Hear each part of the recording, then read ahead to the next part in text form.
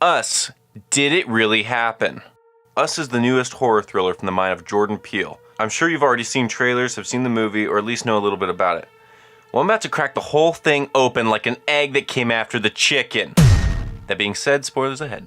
Now the cops are already on their way. What if I told you Us wasn't a horror movie, but a documentary? You know how sometimes things line up? Yeah. You know, like coincidences. You would ask, what the heck are you talking about? And rightly so. But stay with me. The signs are clear that Jordan is trying to tell us something. The movie starts off stating that there are tunnels throughout the United States. Tunnels under the states isn't just ripe picking for conspiracy theorists. They are picked by non-conspiracy theorists as well. Will Hunt. That's right. Will Hunt wrote a book entitled Underground, A Human History of the World Beneath Our Feet. He has explored many of these underground tunnel systems and has stated, quote, "There are way more tunnels underground wherever you are in the United States than you would imagine. They're just crazy layers of infrastructure, whether they be active or abandoned transportation tunnels, sewer lines, aqueducts, or even military or government infrastructure hidden underground. Wherever you go, there is something under your feet that people don't think about." End quote. So already, Jordan is revealing a fascinating and grim reality within the first few seconds of his movie. The next thing the movie focuses on is Hands Across America. This is where my theory comes into play. Hands Across America was the original Us. What do I mean? I mean, that's when Jordan's movie actually happened. The Tether took over in 1986 during the fundraiser. Except, it wasn't a fundraising event. It was the Tethered rising up, just like in Jordan's movie. Jeremiah 11:11 made many appearances throughout the film. The verse reads, quote, "Therefore thus saith the Lord, Behold, I will bring evil upon them, which they shall not be able to escape. And though they shall cry unto me, I will not hearken unto them."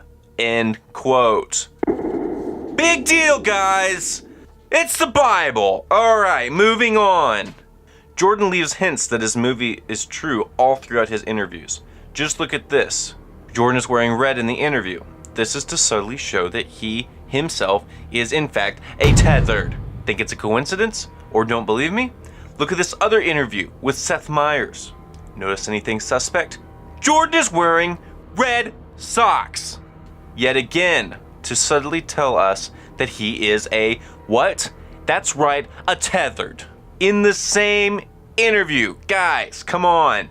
Jordan says inspiration came from himself being scared of doppelgangers. The idea came, I've been terrified of the idea of doppelgangers since I was a kid. I had, I always had this vision of like seeing myself across the subway platform.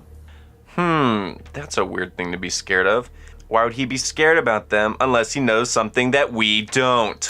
Maybe it's because as a child he discovered his true self somehow is out there plotting a revenge like his movie. Jordan also reveals parallels with Michael Jackson and his two-sided past in the interview where he's wearing red. In many ways, the duality of Michael Jackson has, of course, been well documented. There's this murky area when it comes to the specifics of his story and all that. So, I think it addresses this idea of the shadow self, and when we talk about the collective shadow self, what this film is really about. A notable similarity is that young Adelaide is wearing a Thriller shirt when she is abducted. Interestingly enough, at the end of Thriller, it is revealed Michael Jackson is a zombie, or perhaps a tethered. Was this music video an early sign? It seems to match up with the movie's last scene, where Adelaide Wilson remembers that she is actually a tethered. What if Jordan had the same revelation? He's trying to warn us that we are in danger and that the movie is about none other than us.